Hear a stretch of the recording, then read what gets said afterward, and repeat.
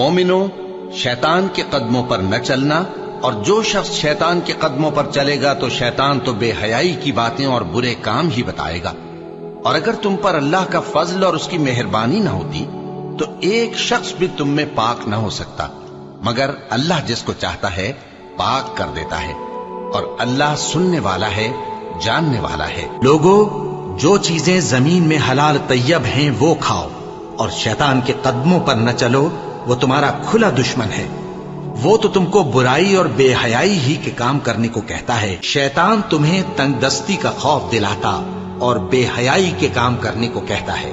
اور اللہ تم سے اپنی بخشش اور رحمت کا وعدہ کرتا ہے، اور اللہ کشائش والا ہے، سب کچھ جاننے والا ہے۔ اور وہ کہ جب کوئی کھلا گناہ یا اپنے حق میں کوئی اور برائی کر بیٹھتے ہیں تو اللہ کو یاد کرتے اور اپنے گناہوں کی بخشش مانگتے ہیں،